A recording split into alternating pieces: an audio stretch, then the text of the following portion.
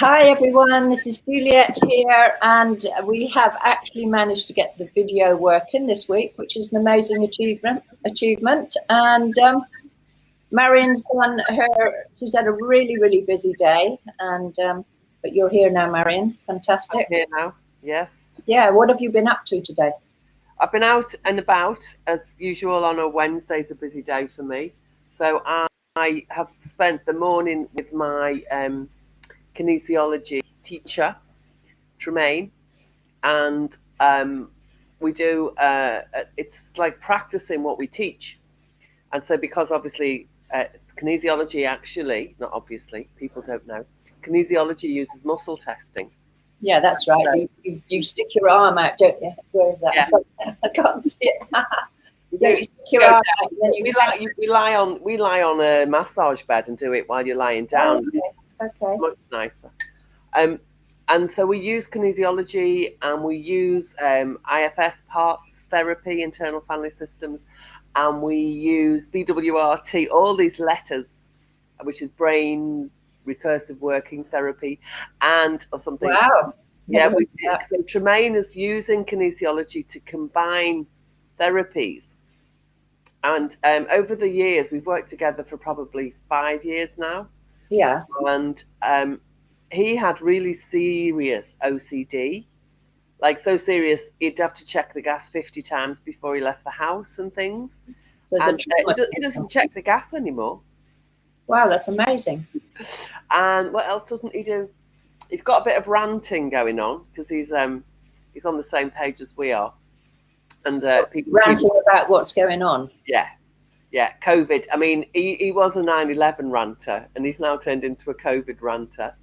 Well, I think 9/11 pales into insignificance compared with what's happening at the moment. Well, it depends who you are. A friend of mine's brother was in the building, so it's never been insignificant to him. No, I mean, it was an absolutely horrific thing, and most people still don't realise that this was... Well, strangely, they had something injected into the building, and they're now trying to do it into individuals. So there is a lot of comparisons, a lot of parallels. But anyway, so what we do is we're working through our own stuff, and in the process putting protocols together.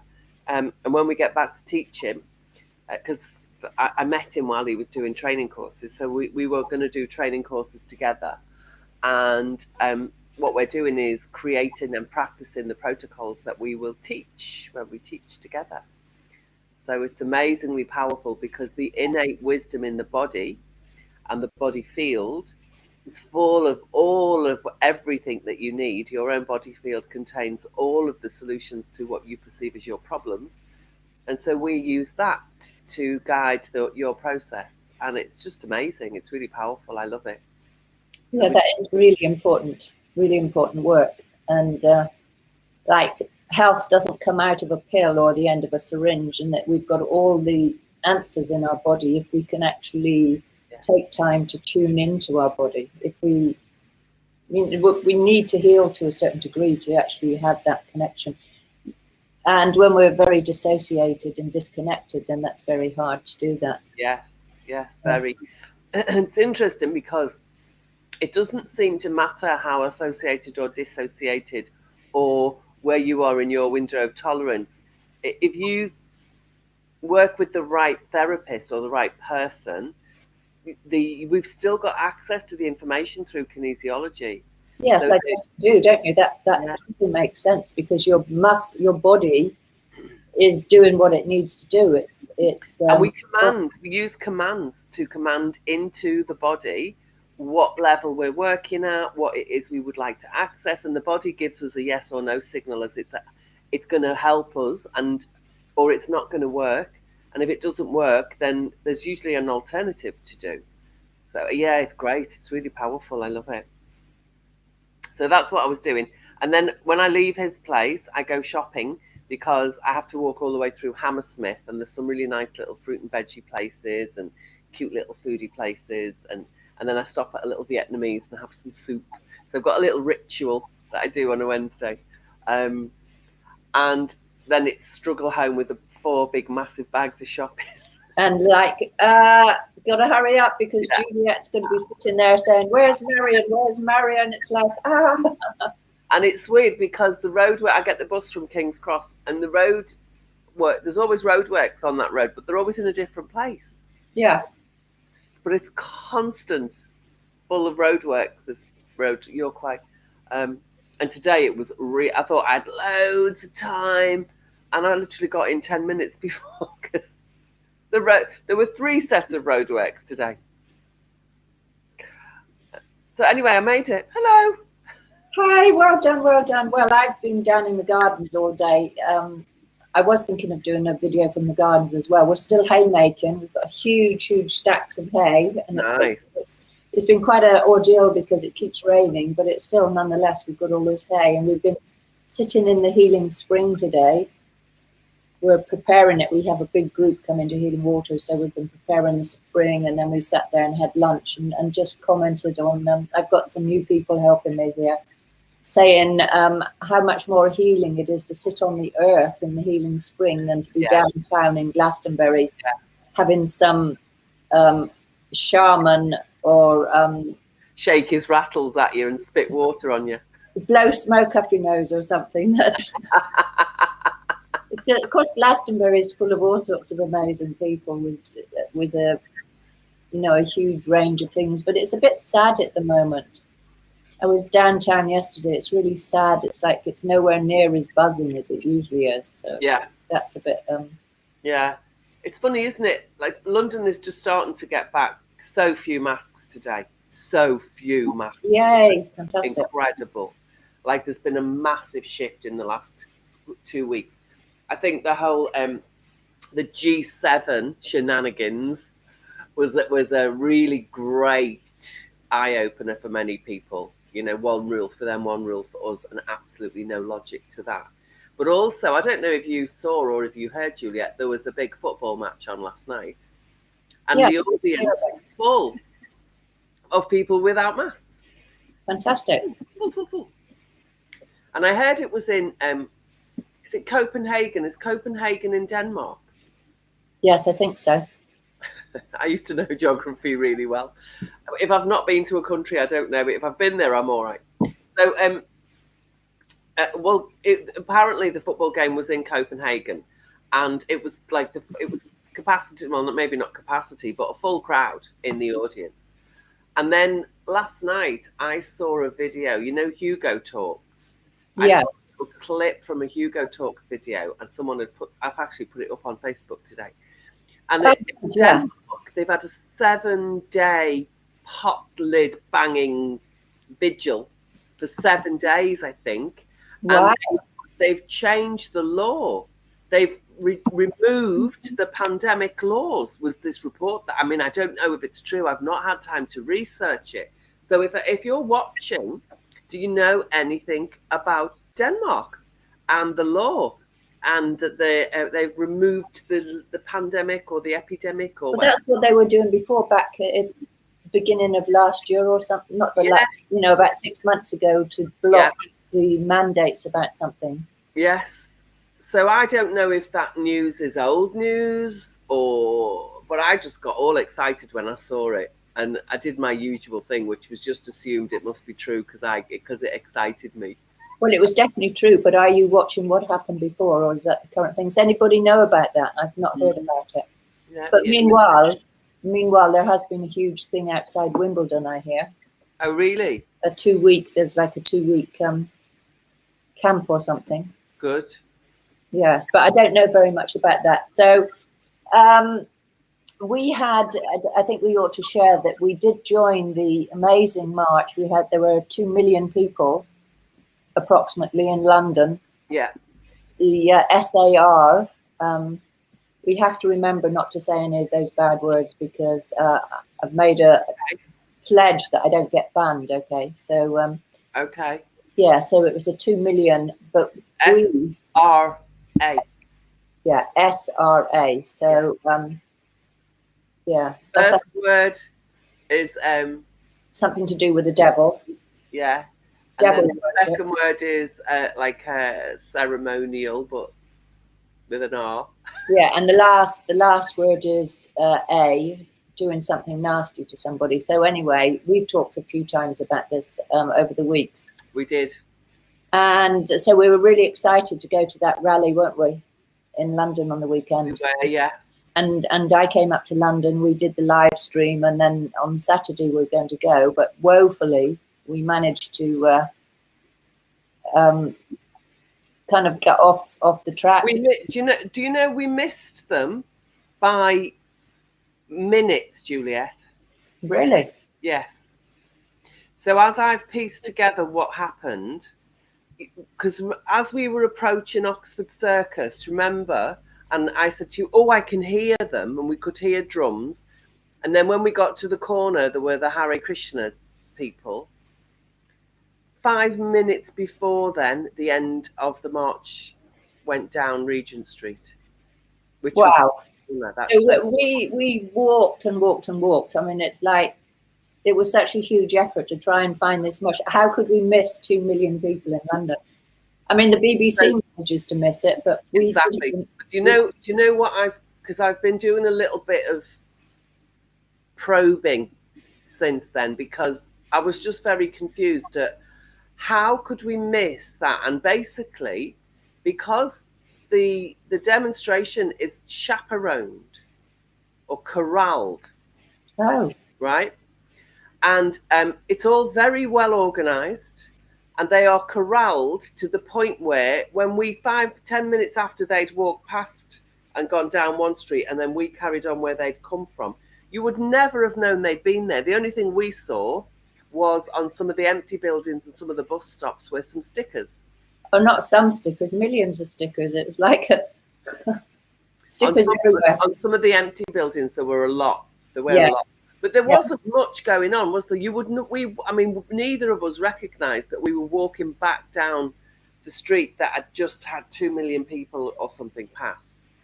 No. And it is this corralling, and basically, all of the big marching groups have been infiltrated by Pied Piper style corrallers who know exactly where they're going.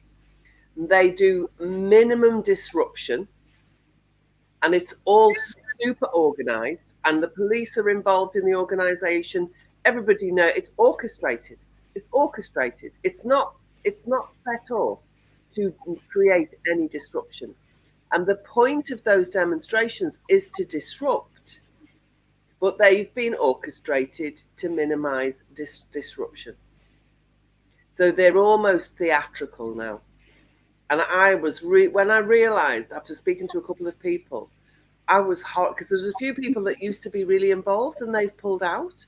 So they're the ones I went to find out what's going on.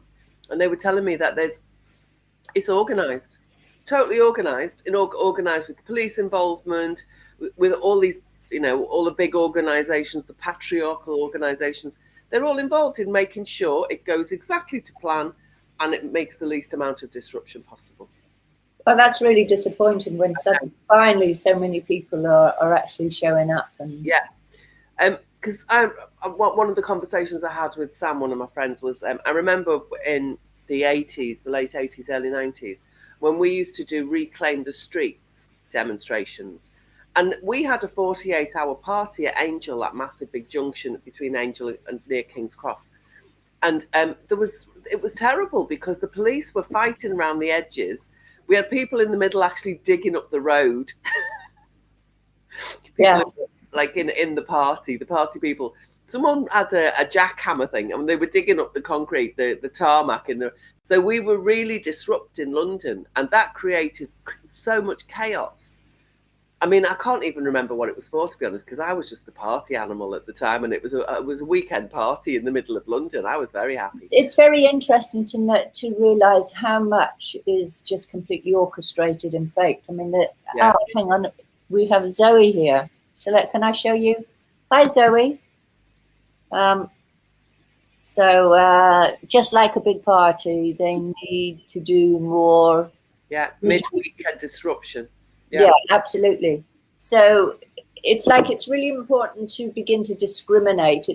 It's like all the news that we watch, everything that we've been watching and we believe in for years and years and years is turning out to be a complete orchestrated reality. It's not real. None of it's real. And I think that's the big thing that is so hard for people when we say about people waking up, to realize that this is all pretense. Yeah. And then our very own rallies, our attempt to change this round, is also now becoming pretense. Yeah, they get infiltrated. So, I mean, if you've got a group of more than, what did Sam said to me, if there's more than 300 people in a Telegram group or a WhatsApp, I mean, WhatsApp only just 250 anyway, but more than 300 people on Facebook, if there's more than 300 people in a group, it's being infiltrated.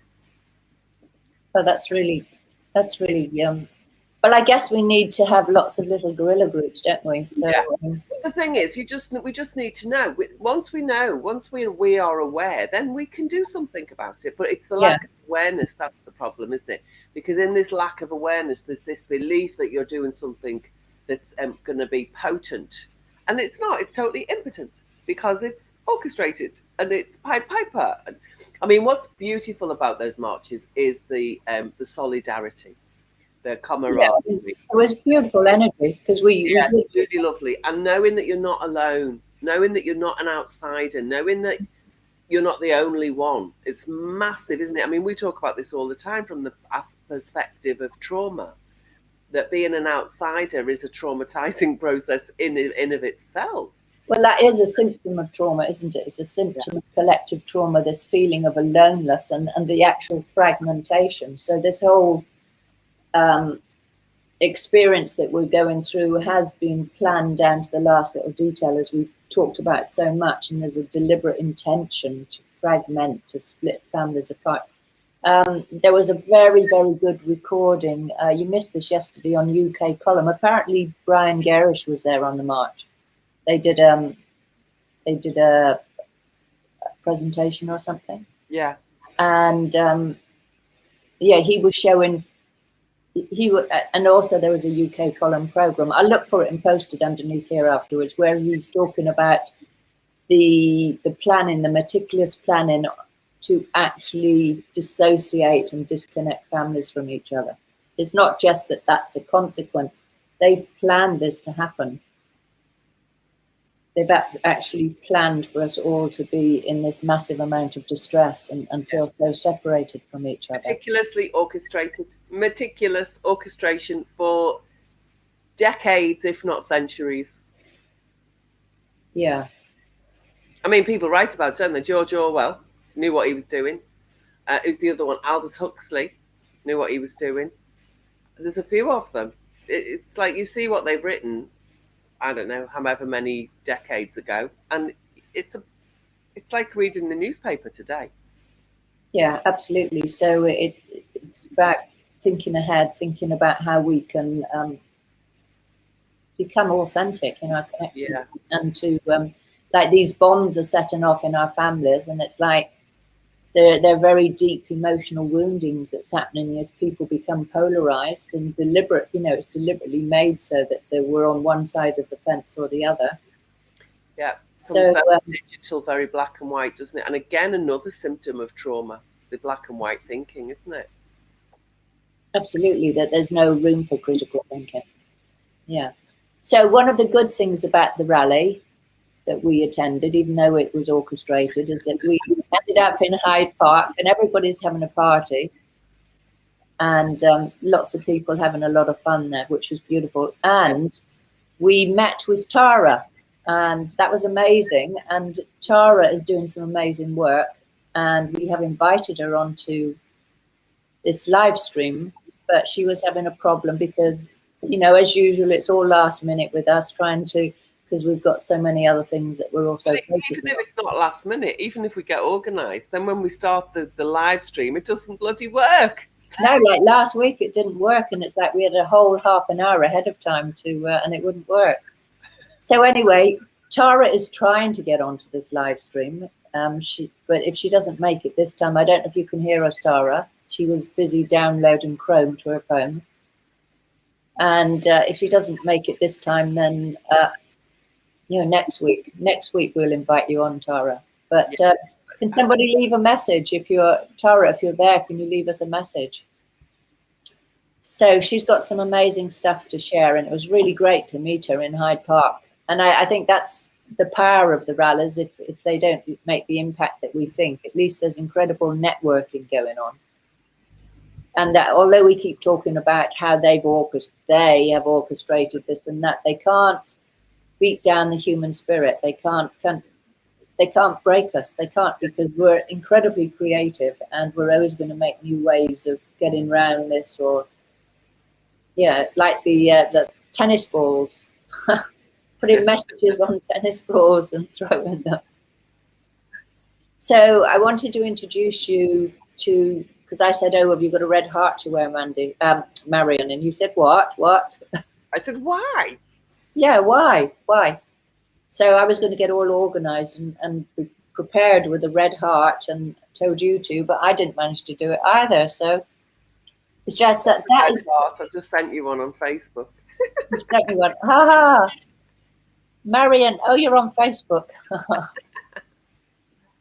Well, it's about wearing a little heart. So it's, we have all this negative stuff about the gold stars and the Jews and all this stuff that's been going down, and it's starting to go. I don't like it, Juliet, because it's label. It's a label, and a label reduces my human spirit. It puts it in a box, and it creates a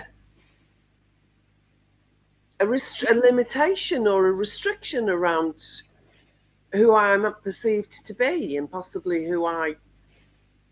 how I express myself.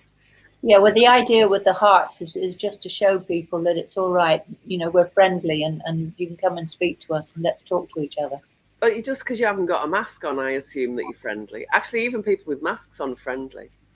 Yeah, even people with masks on, or sometimes people without them on. I just assume everybody's friendly, actually. It's quite rare that I get a vibe that I don't perceive as friendly. It does happen. I'm not saying, I walk around with rose-coloured glasses on. Well, actually, I probably do. But, it's like I know, because I've done so much travelling and I've lived in so many places around the world, and I just know that most people are nice. Almost everybody I've ever met is a nice person. And that's always been my reality. And so it's almost like the baddies need to do something with the signal. Not everybody else. Everybody else should be open to, be outside the box. Did you see that post I put up the other day? Which one was that? It was that there was a picture of a box, and there was a person inside going, "What you doing?" And there was a person lying on the top of the box saying, "I just think better out here." I did see it, but I didn't figure it out. I was like, what's that? Out of the box. I'm not in the box. I can get in if I want to, but I can't. And it's containing and limiting in a way. So this identification with badges, I've always had a problem with badges. Because I'll want one until I've got it on. And then I'm like, but it's not enough. It's not all of me. No. So, I've got, I want to be in the gang. And then when I'm in the gang, I'm like, yeah, but then I want to be more than just in the gang. I want it all. You can wear all the badges. You can be like the pearly king and queen. Cover yourself with glitter. I was in the Girl Guides, and you had there was the sleeve full of badges, didn't you? Oh, one of my friends, Cheryl, actually, when Cheryl was in the Brownies or the Guides, she really liked the badges, and they were out, because when they do awards, they just put them all out, and then people get awarded their little badge, and they take it home, and their mum sews it on. So she saw the box of badges, and she loved them, so she took one of each of the badges, and she took it home. And her mum stitched them all on, and the next week she came back, and she got thrown out for stealing badges. Because she hadn't won any of them. She just liked them, so she took them out of the box. Yeah. Children are so innocent, isn't it? A shame that we have to... I know. And she was accused of stealing. No, she didn't steal them. She just liked them, so she took one. It's really sad. But yeah, I love that little story. She loves badges. But she wears lots of them. Yeah, that be in my gang, be in the gang. It's all separation techniques, isn't it? Division techniques. So we kind of been kidded. It's kind of, that left wing. I'm in this gang. I stand for this, and everybody has to respect this because it's this thing. But the respect of this is at the expense of that. So it's a separation technique. Yeah, absolutely. So how can we see, once these labels are put on, it's kind of quite fearful to approach this other person, the person on the other side that appears to be. So I went, it was really hard. It's really hard when your family members appear to be in the other camp. Mm-hmm. Yeah. Really distressing, and like, how do you get over that? And I think it's really important that we find a way to get through that. What's your experience been recently? Because I know you've had to come up with some resources for yourself recently, haven't you? So how did you manage? What did you do? It's quite interesting. I'm just going to go off your question in a second. I'm just thinking about Kathy O'Brien and the book I'm reading, Transformation of America. So she was MK Ultra as a sex slave, etc., and horrifically mind controlled with all sorts of technology and so on. Really violent, abusive, awful technology. And she said the one, and she had a small daughter that was also abused, but what she noticed was she started breaking down the programming when they tried to override her mothering instincts. And they did things to her daughter that kind of broke through the programming and then riled her up so much that she had to somehow protect her daughter. Well, she couldn't always access that, and horrific abuse happened simultaneously to both of them. But on this particular occasion, the abuse was so severe that she totally freaked out and the programming broke down. So what I'm leading to is this feeling of motherhood or close bonding and human connection one between the other. And on the one hand, that's so painful when this is damaged, which is what's happening in families at the moment. And that's been agonizing for me and my family as my children appear to be on the other side, and that I can't reach them through any kind of rational discussion or anything. But I did go and see my children this weekend. That was part of my trip to London. And although I was really fearful and a lot of very, very deep, painful stuff was coming up, a lot of anxiety. But at the moment when I saw them, it's like that disappeared completely, because what rose up was the, excuse me, my dress is falling off my shoulders and being a little bit indecorous here. At the moment when I actually saw my children, it was the mother-child bond that kicked in, and it was just really beautiful. It was really so deep and so touching, that immediate connection. And yeah, it's just like all that angst and stuff just melted away. And it doesn't mean that we come to any understanding or agreement about, these different poles that we seem to think is right and wrong, but that we can still be there. We can still have that connection, and it's so deep. So I think this is what language is a real. It's like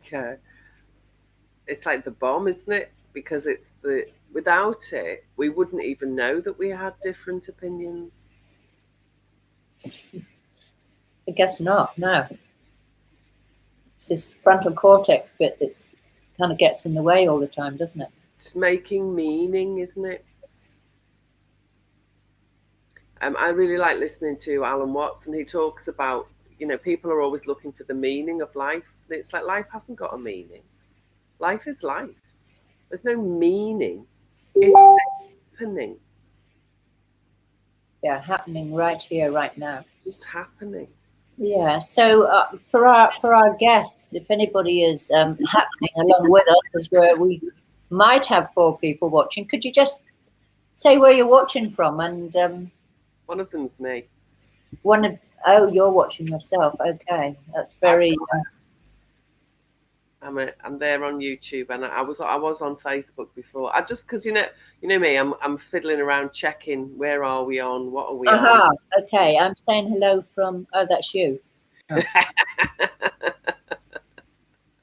Okay, so for anybody watching, either in this moment or in the future when we're no longer fiddling around and you happen to find this video, what meaning do you draw today, now, in your experience now from what you're listening to? How does it impact you? What shifts in your mind? And now we do have somebody, I think. Let me see. So lesson is something to do with the devil's spy and a big grin on his face. Who's that? Steve Lesson, his name is. Oh, Steve, hi. A statistical spy. Hi, Steve. Where are you from? Tell us a little bit about yourself. Are you good with numbers, Steve? He's a statistician. He's on Facebook. Have you got good intentions of hopping on and talking us? Well, now you see that if he's a plant, he'll tell us he's got good intentions. Okay. So hang on. Oh dear. Yeah, he's got T's in the wrong places. That's very good, Steve. Apparently, did you see? We were with the SRA group on Saturday, and you know that massive big tarpaulin banner that they had. Yeah. It's apparently it was spelt wrong, so it said Satanic.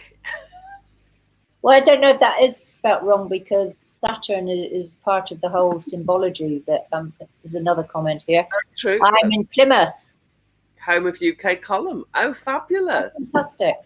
We love UK Column. We love them. Yeah. So have you just found us, Steve, or have you watched our shows before? Yeah. How did you find out about us then? Be interesting, isn't it, to find out how people find out about us? We've had some good viewing figures on the YouTube videos, especially. I don't know about the Facebook one, especially last week. Turned out to be a bit of a dog's dinner, didn't it? Because we started and stopped and started and stopped. Yeah. But the YouTube videos we've got a nice little audience. It's nice, isn't it? That again, this understanding that you're not on your own. And also, I think it's not only about not being on your own. It's actually, to me, it's that I can have my own opinion and still be your friend. You can have your own opinion and still be my friend. Yeah, absolutely. We can choose not to fight about the things that we hold very dear if they're different. Agree to differ, kind of thing. And I think that's what you're talking about, isn't it, Juliet, with your family? That that you've got different opinions, but it doesn't stop you being their mum. It doesn't stop them being your children. No, it doesn't stop us loving each other. I mean, the awful thing that's happening at this time is that we're being forcibly polarized. It's like public discussion is being banned. Yeah. Like you can't bring in a difference of opinion. So, okay. This is a comment from... So Steve's been following you for a while on Facebook, Juliet. That's really nice. Well, so, okay. Have you been to Glastonbury yet? You should go, and it's great. Are you into gardening, or are you into... I was going to use the S word. I was going to... What S word is that? The one that we're not supposed to... The SRA S word.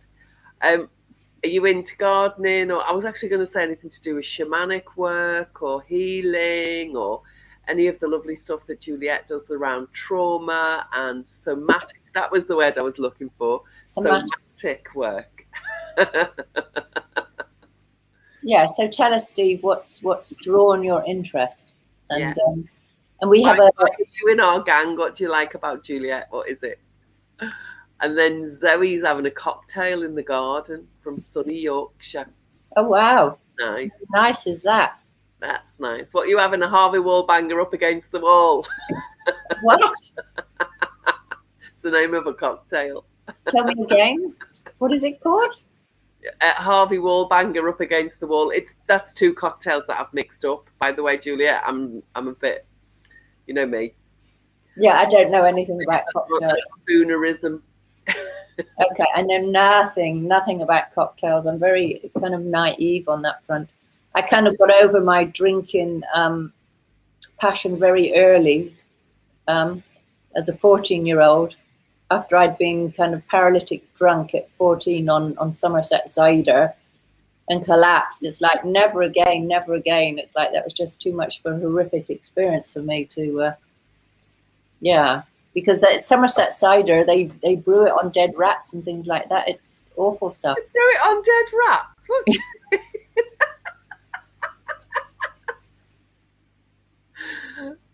They brew it on dead rats. It's apples, Juliet. They just look like dead rats when you piss, that's all. No. That's what they say. Is like there's all sorts of things fall in those cider vats, but it's lethal. Like in Ireland with the poachine, they make this stuff called poachine from potatoes. Yeah. Oh my! It's like pure alcohol. It's you can't sit next to the fire while you're drinking that. Okay, so yes, you'd be a light. So I very quickly got over any possible draw into alcoholism or alcohol drinking at a very early age. So yeah, here's hang on, here's Steve back again. So I lived in, no, you've got to read it. I lived in Bridgewater for many years, and I know Glasgow well, of course. But no, I just like watching you debate with families. Ha ha ha. We just need to keep kindred spirits close. That's very true, Steve. Very true. Yeah. And then Zoe is saying, oh, she's never heard of that. What, the Harvey Wallbanger up against the wall? It's two different cocktails. One of them's Harvey Wallbanger, and the up against the wall belongs to another one, and I can't remember what it is. She's just having a mojito. Mojito's nice. That's lemon juice and something with alcohol in it. Rum, white rum. I know that one. Mojito is a Caribbean, Central American, South American, something or other. Yeah. I know my cocktails. When I'm drunk, you get state-dependent memory, don't you? And I have this, when I'm drunk, my memory for cocktails and cocktail names is amazing. But when I'm sober, I'm rubbish at it. Oh. Yes.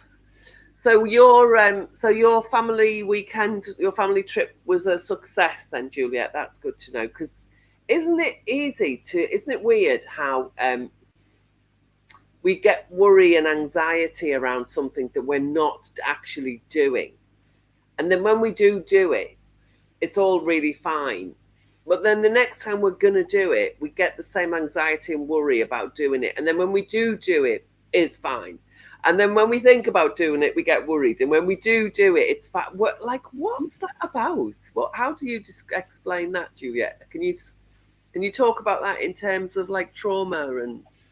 Oh my God, you always put me on the spot, Marion. It's like, that's just such a generalized thing. It's like people could get anxious and then it's all better when they do it for, half a dozen different reasons. Yeah, I know, but I'm just wondering if having trauma in our field or in our system is feeding into that mechanism somehow. So I teach stuff around this. But how I teach it is it's using your imagination. When you use your imagination, it's images, and you create this nation, if you like, this place in your mind that's full of images, and that's what your imagination is. So it's a nation of images. It's inside your head, and you feel it in your body. And when you're in the past or the future, which is 99% of the time for most of us, when your mind is in the past or the future, you're living inside your imagination. So whenever you're scared of something, when there's fear, when there's anxiety, or when there's excitement, you're actually only imagining what's happening. But if you imagine good things, and you can feel a great, you know, excitement, and that you've got those, what's the word? You know, when you're looking forward to things, anticipation, but positive anticipation. That's the same imagination that you're using, the same nation of images inside your own mind. And yet, most of what we use the imagination for is worry. Worry is praying for what you don't want. So when are you going to start praying for what you do want? It's one of the things that I teach. And being really clear on what we do want is quite rare, actually, isn't it? Most of us know. The thing with trauma is that we always anticipate that thing that went wrong before, because that's what happens in the brain. It's like at the point of we have an experience that's traumatizing, a very difficult experience, everything gets constellated in the brain together around that particular trigger, which is going to bring up the feelings again of that bad experience you had before. And then you put together that same meaning. I mean, that is the definition of trauma, is that you endlessly put the same meaning on a set of experiences, and you become locked in time, you become locked in that past event. And what you have to happen when we have a good experience? Because some good experiences are as shocking as bad experiences, aren't they? Oh, actually, I think I've just answered my own question. Is it because our survival is not at threat when we're having a good experience? yeah, so trauma is the definition of trauma is that you're going through either a life and death situation or a perceived life and death situation. Yeah. Yeah. Okay. That's what's traumatizing. Yeah. That's the event that's traumatizing. But we can go through these experiences and not get traumatized if we have sufficient capacity to be able to deal with the intensity of the stress at that time. But the more we get stressed, the more we repeat endless stressful situations, and the more likely we are then to become traumatized, and we're not then able to deal with the intensity of the experience. So what's happened, what's been happening over this, it's like not only have we had our collective trauma to deal with over these last 18 months or whatever, but it's the actual experience in itself is traumatizing, because there's an intensification of stress on our nervous systems. And so things that wouldn't have bothered us before now are becoming a problem. We're less able, we've become more fearful, more so shut you down. say we've got the capacity, we don't have the capacity to deal with it. What can we do? How can, because this again, this is giving people ideas on what to do about it.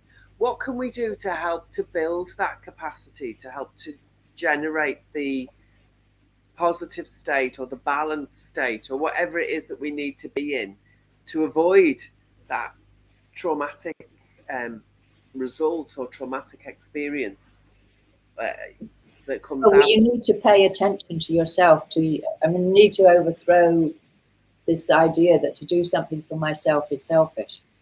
It's like you need to put yourself center stage, if you like, and take care of yourself first and foremost, so that your levels of stress are not going through the roof, so that you begin to notice when you are getting stressed, and then what is it that works for you? What helps you when you are beginning to get stressed? First of all, do you notice that you're getting stressed? And if you are noticing it, then what can you do to take those levels of stress down? What are your resources? And then that's another little rabbit hole, isn't it? Because look, there's Zoe with the mojito. Reducing stress with alcohol is a massive habit, isn't it, in our society? Well, this is the nature of addiction of any kind, isn't it? Whether it's alcohol, whether it's shopping, whether it's sex, whether it's looking at your mobile phone. They're all things that we use to soothe our nervous systems. But if they in themselves create a problem, because if the alcohol then causes you not to be able to relate to other family members, then that is it's a resource in a certain sense, but then it becomes detrimental. Yeah. So it's like, what resources can we move to that are not detrimental? But it may not be easy, first of all, if you've already built up this addiction. So it's about increasing our resources and getting support, support from other people that are not going to judge you, that you feel safe with, that you feel heard, that you feel understood by. So we have to get discerning with our resources. Because, like, I was out for a meal the other night and we got a glass of wine, and it wasn't particularly, it was all right actually, but it wasn't like a delicious. Sometimes I get a glass of wine and I just go, and it was okay. So I only had a couple of sips, but I could feel the effect of the alcohol after just a few sips. And then I thought, if I can feel that already, and it's not really, really yummy. I just thought I don't need it. I don't want to drink it actually, because I was having a really nice time. I was in really good company, and it was really interesting conversation, and there was no need to resource ourselves because we were all really. It was a really enjoyable, really positive experience. Yeah, and then the waiter was a bit puzzled that we hadn't. He said, "Is the wine not nice?" And we said, "No, it's fine." He said, "But you haven't drunk it." I didn't need it. He didn't really quite know what to say. Because when we do start to get affected by alcohol, then we lose our connection with each other. Yeah. Yeah, I knew if I'd drunk the whole glass, I would have got a bit squiffy and a bit. I mean, I'm silly enough and squiffy enough as I am when I'm sober. And as much as it does feel nice, I know that feels nice because in the past, I've used it as a crutch in negative situations. So I remember it being a good crutch, but I wasn't in a negative situation. I was in a really lovely situation. Yeah, absolutely. My one friend was driving, so she wasn't going to have any. And my other friend is like me. He was like 2 sips and he'd had enough. So it was very interesting. Like if they'd have been my brothers, those 2 half glasses of wine had been gone in 2 seconds flat. You know, there's no way anybody's leaving any dregs of wine on the table. Never mind half a glass. No, I can't bear the feeling of the effect of alcohol in my system or anything. As soon as I begin to experience, I don't know how to describe it. I suppose when you said, "Oh well, it felt quite nice," that same feeling that you're describing as quite nice feels really horrible to me. Yeah. Yeah, there are certain substances that I don't like at all, and I know people really love them. Yeah, like if I'm beginning to lose my mind, or if I don't feel like I'm present, then I really begin to feel uncomfortable. Yeah, I think with alcohol, what it does for me is it makes me feel a bit dizzy, and I suppose now because I've got a thing going on with my perception anyway, that dizziness is really uncomfortable. Whereas when I was really stable in the past, a bit of dizziness felt quite nice because it's a bit, kind of loosens things up a bit. But yeah, it is interesting, isn't it, noticing how different substances impact us? Yeah. Yeah, really very, very interesting. And then how we just assume, like my brothers have got this thing about I deserve it. It's a treat with alcohol. I deserve it. I've worked really hard all day. It's like, but if you're having it 7 days a week, that's not a treat. You know,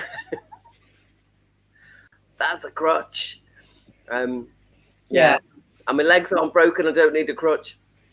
Absolutely not. So how do we get through these times at the moment? What's happening for people that are listening here? What's your is it a glass of alcohol or is it something else? What supports you when you're feeling distressed or pressurized or angry or alone, or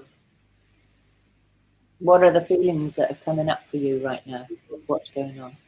Or do you feel like everything's fine now? We're kind of out on the streets and lots of people are taking their masks off. Do you feel like it's all over and done with? Yeah, it was great. Just to see faces, lots of faces today. There was a dog on the tube this morning, Juliet. This is funny. There was someone had their little doggy on the tube, and the dog, he looked like somebody had painted the front door and he'd stuck his face through the letterbox because he had white paint all over his nose and all over his chin, this dog. He was so cute. And he barked at everyone who didn't have a mask on. I noticed he didn't bark at people with a mask on, but if someone got on the carriage with no mask, the dog barked at them. Oh my God, do you think you've been trained? Yeah, but he's there with this weird mask of paint on his own face as well. Perhaps he'd been MK Ultra, perhaps he'd been tortured. Yeah. It was just a really funny little situation to be in. God. Really made me laugh. But yeah, he was barking. I remember one of our dogs used to attack me dad if he came in with a hat on, because he didn't recognise him, and the dog didn't like this person with a hat, and he'd go and attack him. We always said, "Put your hat on, Dad," because we wanted the dog to attack him. Yeah, we need some dogs to protect the children right now. I mean, it's really horrific what's happening. Oh, it's shocking, isn't it? Yeah. I think I'm a bit optimistic about it, though. I do have this feeling that everything will be all right. But then when I hear the stories of what's happening to people, I think my optimism is a bit unrealistic. But I'm really fortunate that it's not at my door. It's not on my doorstep. So my optimist is quite, even though it's a bit unrealistic. But they're still pushing for this rollout before the school restarts. Well, by September, if the plan continues to go ahead, by September they will have them jabbing at the door, won't they, coming into the classrooms? Otherwise, there's going to be this threat of your children can't come to school. Because I know this week my niece has got 3 children, and her boy got sent home for 10 days because somebody in the bubble in the class was tested positive. But all the other kids are in the same school. It's just, there's no rationale. There's no rationale. And people are not questioning it in a way that it's so weird, isn't it? The dictatorship, the authoritarian dictatorship that we live under it's almost deemed like it's necessary, and it's the only way, and it's the right way. And that's really scary to me, because I've always been a bit of a rebel. And I thought that there were a lot of us, but half of the people I thought were rebels are just towing the party line now. And that's very, very scary. The rebels have turned. They're rebelling against their own rebelliousness, and they've all gone a bit in the box. They've all got in the box with the authoritarian stuff.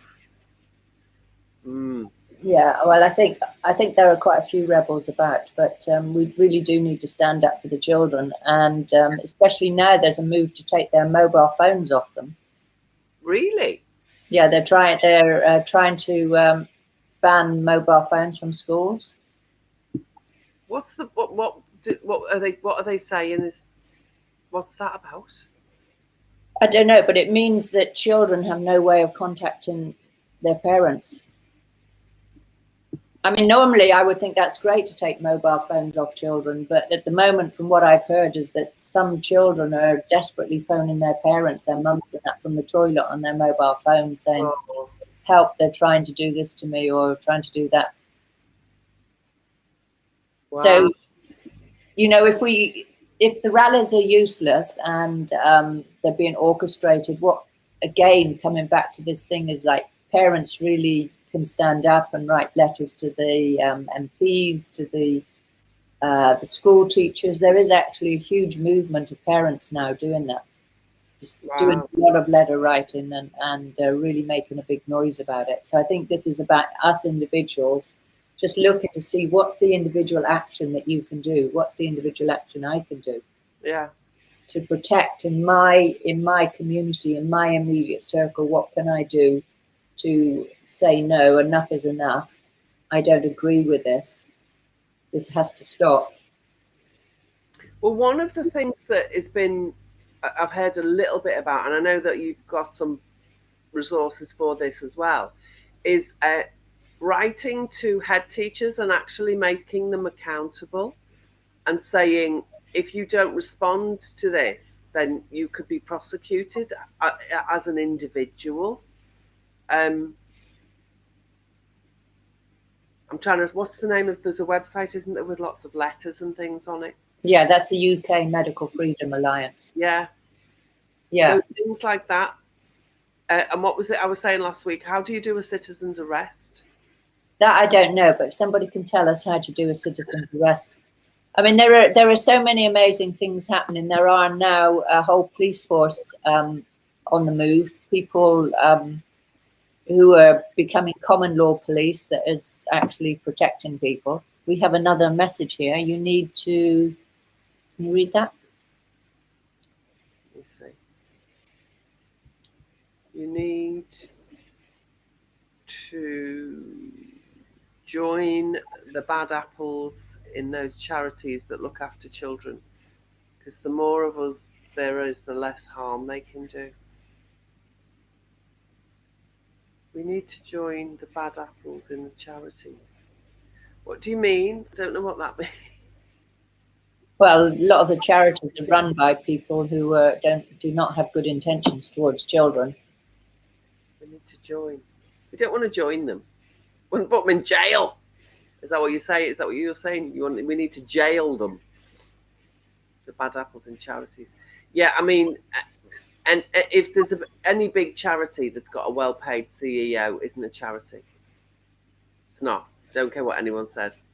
It's not. If you've got a well-paid CEO, why isn't the money being used to support the cause?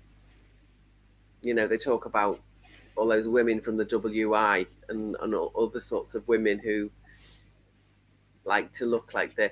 There's a really interesting talk actually by Osho about guilt and how guilt, like gilding, and putting gold on things and making things expensive, is related to guilt, as in you've got a guilty conscience, and the reason there's guilt is because at that level is because you've got things, you're greedy, basically. There's greed involved, and if there were no greed, there would not be any need for guilt, because we'd all be supporting each other and we'd all be living in a way that was not fair is the wrong word, but like equal. You know, everybody would be fed. Everybody would have a house. There's more than enough resources on this planet to feed and house everybody. Absolutely. I mean, this whole thing of scarcity and wars, it's a deliberate construct, isn't it? Yeah. So there is plenty for all of us. Wow. Children in Need has £10 million a year overheads. That's why the children are in need, because the bastards are spending the 10 million on shenanigans, leaving the kids with nothing. That's terrible, isn't it? Yeah, so for six-figure salaried execs in the charity, that ain't no charity. That's a money laundering exercise. And also the other thing about trafficking is that one of those words? No, I think that trafficking could be just like traffic. Be about the traffic. Yeah. Anyway, but that in itself is actually what our birth certificates do for us. We are being trafficked by the Vatican because of our birth certificates. So there's a guy called Santos Bonacci. I love him. I know you've got a crush on him. I'm going to be doing I'm doing a retreat with him on Equinox in Mexico.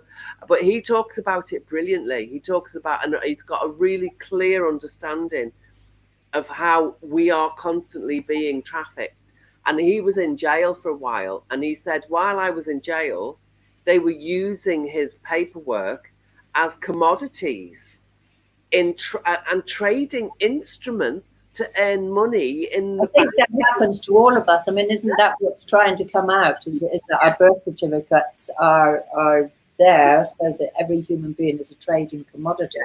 So whenever we're registered and certified, we're assumed dead, and then as assumed dead, we can be sold and shared as cargo. And he breaks the language down, and he shows us how the language that we use, when you understand what the words mean, it's really, really clear what is going on. Yeah, Zoe's just saying something. Can you read that before I put it up on the screen? Just meant just meant to get in with those charities, not to join them in their evil lol. So, well, we need to infiltrate them, don't we? And actually execute what it is that they say they're supposed to do. We need to do it rather than just give them the money and expect them to do it. And actually they give some bloody WI posh woman a big salary. Well, it goes way worse than that, the whole charity thing. I mean, that's very deep and dark, isn't it? Very, very deep and dark, and very about traffic stuff. Yeah, I mean, that was the whole thing with Haiti, wasn't it? And Hillary Clinton and with the Clinton Foundation and all the people, all the children in Haiti that were sold. Absolutely. We've been on for an hour. That's gone really. Oh my God! We have Marianne here. Marianne McDonald. Yeah, Marianne MacDonald Woodsome. Hello, Marianne. Similar name to mine. Mariana Mariama actually means princess in West Africa. Oh, how beautiful! Isn't that lovely, Mariama? Hey. That's lovely. And Mariana, have you just joined us now in this instant, just as we're about to finish, or have you been here for a while? So she's waving. She's waving. How can you see she's waving? Oh, right. She sent a wave, a little wave behind. Oh, okay, lovely. Yeah. That's fantastic. Cool. So yes, I stopped. It's strange. We've got Melody waving as well. We've got lots of wavers. Hello, waving people. Marianne's just joined. You're going to have to do the replay. So yeah. Steve is saying he has to go and get his dinner. TTFN for you too, Steve. Thank you for joining us. Thank you for participating. Yeah, cool. So one final thing before we go, Juliet. Has anyone done the telly video yet? We haven't had any entries for our competition. It's really disappointing because we just set up a fantastic competition, so much fun. All you have to do is to take your television and smash it up and make a live video of it, and then if you get lots of likes, we are going to give you a £400 prize and a stay at Healing Waters. So if you want £400 and a lovely break in Glastonbury, then smash your telly, do a live video while you're doing it, and share it with us, and we'll share it with loads of people for you. Yeah, maybe it doesn't make sense why we'd want people to smash their tellers. Well, most people think it makes sense that they want 400 quid to get on with it. Those crazy women on YouTube are telling us to smash our tellers. But we're being programmed with the television. Live vision, yeah. Yeah, so, take a step forward and get rid of the television. Oh. Send out the message like these televisions are very evil. We want to get rid of them. They're worth smashing. Yeah. Definitely. Oh. Yeah. All right. Oh, that was good. That went so quick. I can't believe how quickly that went. I know, but we didn't get Tara on. Tara, you're going to have to come. Tara, you're going to have to come next week. We'll have to do a little practice or something, Juliet, with her. Yeah, we have to practice with Tara. Wait till you hear about Tara. Oh my God, you're going to love what she does. I can't believe when she said what she's doing. I was like, wow, what an amazing thing she's doing for people. So yeah, you need to come back on, Tara, because I've just whet everybody's appetite, and they now all want to know what you do. So you're going to be able to come and share your message with us. Yeah, absolutely. And we do have Melanie here. She's interested in our competition. Telly smashing challenge. Yes. Get on with the telly smashing. We've got a prize. Yeah. And 400 quid. 400 quid. Why are you not jumping up and down and smashing your tellers now? We could, But you've got to video it. We want to see the live video. We could have all the televisions in the UK just destroyed now, and then the evil cabal could, that would be the end. That would be the solution. Oh, cool. All right, people. Yeah. Oh, right. It might smash you. Melanie says it might smash you. Well, I was almost killed by a television when I was 3 years old. It fell on my head. Well, it just missed me by a hair's breadth. It just fell over the top of me. So I've been very off televisions ever since then. Right, we're going. We're going. So thank you, everybody. Please share our video and take care of the children, protect the children, write to your headmasters, headmistresses, MPs. You know, don't think it's just about joining a demo. Just get your pens out, do some little action and do something. Yeah. Empower yourselves. Definitely. And love your children, love your families, and hug somebody that you disagree with. Yeah, be at peace. And don't drink too many up against the wall.